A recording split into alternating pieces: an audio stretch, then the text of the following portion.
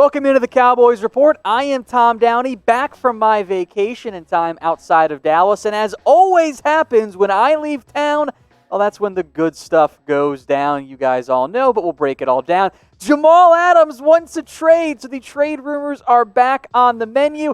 But this is still going to stay 2 stars, guys. In all reality, because the Jets still don't want to trade him, not a whole lot actually changed over the weekend for Adams in a trade and for the Cowboys. Adams did officially request a trade from the Jets, which we kind of knew because he's made it clear, pay me or trade me.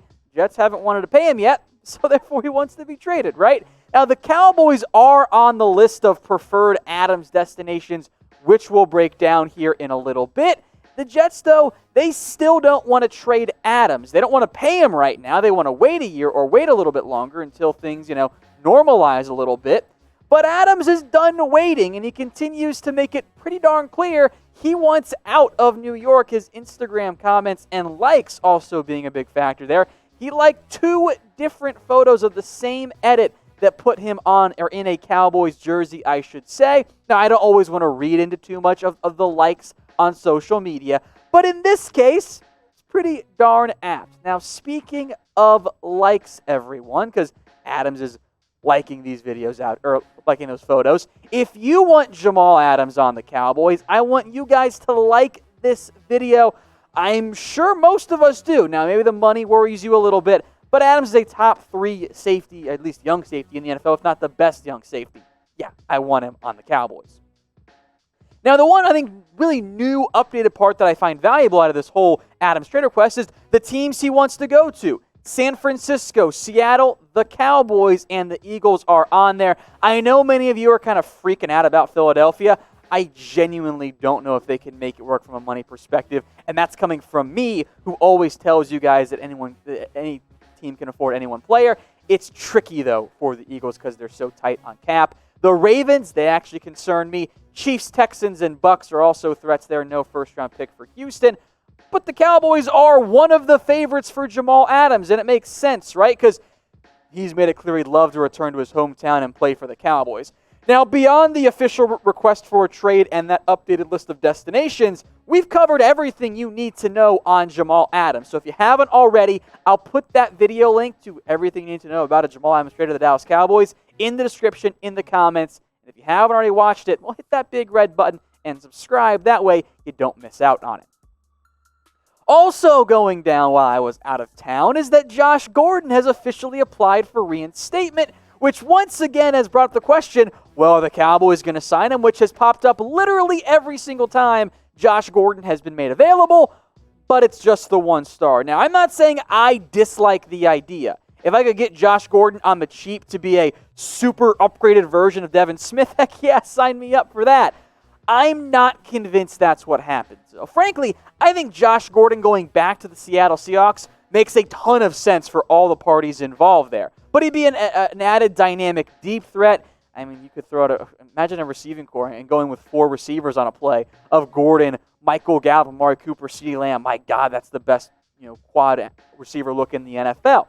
I'm not convinced, by the way, that Gordon is actually the right fit for the Cowboys, and the Cowboys are the right fit for Josh Gordon. I think he wouldn't mind having a little bit bigger role on a team, especially at this stage of his NFL career. And I'm not sure the Cowboys want to bring in another, fair or not, troubled personality onto the team. Now, look, he would be a huge upgrade over Devin Smith. And quite frankly, if the Cowboys hadn't drafted CeeDee Lamb, I might be giving this one 2 stars. It would make a whole lot of sense as a number 3 option. But I think Gordon will look elsewhere. I would explore it. I'm simply not convinced that is a route the Cowboys choose to end up going, or that really Gordon chooses to end up going. Because again, I think going back to Seattle, that might make the most sense in the end for Gordon and for the Cowboys. But I do want to hear what you guys have to say. Do you want the Cowboys to sign Josh Gordon? Again, I would pursue it. Not convinced either of the parties involved do. But type Y for yes or type N for no down in the comments section and let me know what you guys think. Let's talk more trades here for the Dallas Cowboys. How about trading Jourdan Lewis? Now, we'll talk in general terms here as well. It's 2 stars on that front. There was a interesting, I'll call it, and I think creative too, trade package put together by Blogging the Boys in the mindset of, okay, well, if there's a player-for-player trade, how about O.J. Howard to the Cowboys, Jourdan Lewis to the Bucs? I'm actually not convinced that either side involved here says yes. I think the Cowboys, they get the better player in O.J. Howard, and that's no disrespect to Jourdan Lewis. I remain a big fan of O.J. Howard, though. I'm not sure the Bucs want to trade away O.J. Howard right now. I'm not sure the Cowboys want to bring on that level of salary involved either. So maybe neither side does. And I know many of you don't want to trade away Jourdan Lewis. And I hate to once again be a Debbie Downey when I say this, but Jourdan Lewis does make sense as a potential trade chip. I think Blogging the Boys was right from that perspective. There is a very real chance that Jourdan Lewis ends up as the number 4 corner for the Cowboys week 1. Awuzie and Diggs might be your outside guys, and the Cowboys already paid Anthony Brown. That would make Lewis CB4, and with 1 year left on his deal, maybe you explore trade. Now, I don't want to do that because I'm still a member of Team Free Jordan. You can throw that in the comment section for me.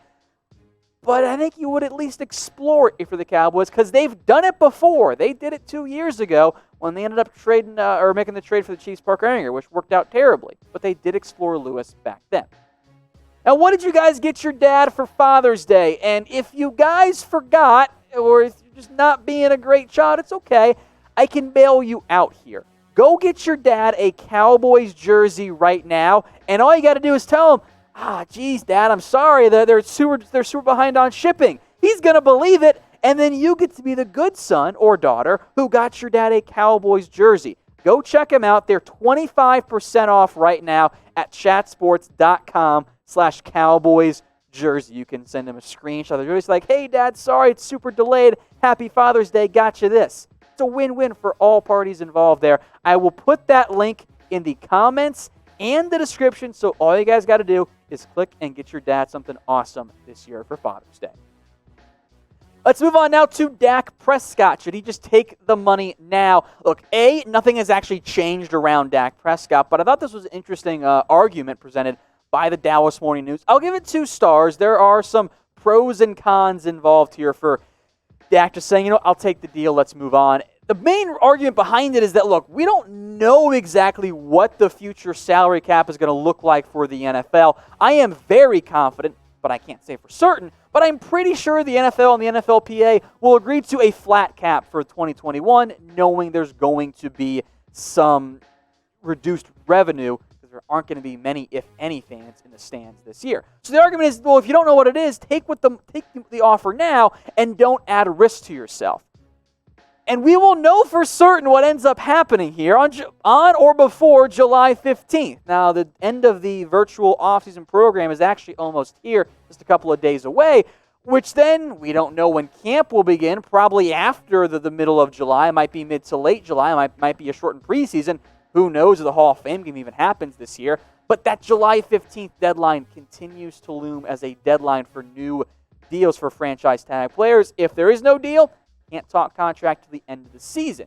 The argument against Dak just taking the money and saying, yep, I don't want to deal with the uncertainty, I'm just going to bet on myself, is that the franchise tag is still set next year. It's still set at about $37.7 million. So that relative certainty in terms of what that franchise tag will bring does give Dak some leverage. But the whole COVID-19 impact on the season, it's a fair concern to have. It absolutely is. So with that kind of as the backdrop here, does the Dak Prescott deal get done? Type 1 for yes or type 0 for no. Let's go to a surprise rumor I didn't think we were going to have today. Leighton Vander Esch is the Cowboys MVP. I don't agree with this. I'll give it 1 star. I think the main arguments that were presented here by NFL.com were that Vander Esch is a critical piece to the Cowboys. I think that's fair. But do linebackers actually deserve MVP awards? Like, it's 2020. They are the running backs of the defense. That they can be utilized. They're important. And the Cowboys missed Vander Esch last year. But MVP, most valuable player? Not sure about that one. But as for Vander Esch on the field, I don't know about you guys. I think we're all in agreement. I need 2018 rookie Leighton Vander Esch again. The neck injury, I think, impacted him last year. Wasn't the same guy. I have to see Vander Esch bounce back next year. If he doesn't, I think the arguments presented by NFL.com are fairly accurate. The defense isn't going to be as good. I don't think that qualifies as most valuable player. I still think that's Dak Prescott, or you can even argue the different offensive player, or DeMarcus Lawrence. But I do think in terms of defensive MVPs, maybe Vander Esch makes a little bit more sense there, especially if you don't want to give it to the quarterback if you feel like that's taking the easy answer. So with that in mind, who is the defensive MVP for the Cowboys? Is it DeMarcus Lawrence? Is it Vander Esch, Jaylon Smith? Let me know what you guys think in the comments section. Speaking of Jaylon Smith, how about trading him to the Panthers? How about no? Fake news on this one. Fan-sided cat scratch reader, whatever it is. The Panthers blog for Fanside. It was like, here's some Cowboys players the Panthers could trade for. And they ended on Jaylon Smith, which is cool, except for the fact that it literally makes no sense for the Dallas Cowboys. There is a significantly massive cap hit if the Cowboys were to trade away Jaylon Smith right now. Like it or not, guys, the Cowboys are tied to Jaylon Smith. So every time we see a comment of, well, what about trade one of the guys the Cowboys just signed, Jaylon or Zeke or Tank? Not going to happen. Doesn't make sense. And I'll break down the money in a little bit here. But as a reminder, you'd also be selling at the lowest point for Jaylon Smith since he came back from his injury. Much like LVE, Smith wasn't the same guy last year. Banged up. He was hurt. Didn't quite look right out there. That was a big-time concern for me. Now, I'll break down the money side of it for you guys with the cap hit, meaning what Smith costs you on your salary cap, versus the dead money, which is what you have to pay a player if he gets cut or traded. Now, in almost all cases, it goes from a high amount of dead money to a low amount. You trade away Jaylon Smith right now, you're eating almost $24 million in dead money. That is not something you would even consider if you are the Dallas Cowboys, not right now. Down the road, okay, we can revisit that. At this moment, no, that's a stupid idea. Hey Cowboys fans, thanks for watching the Cowboys Report. If you haven't already, click right here to subscribe to our channel for all the best Cowboys coverage on the internet. That's news, rumors, highlights, mailbags, film studies, and a whole lot more. And I'm making your lives a little bit easier as well with the next Cowboys Report video right here.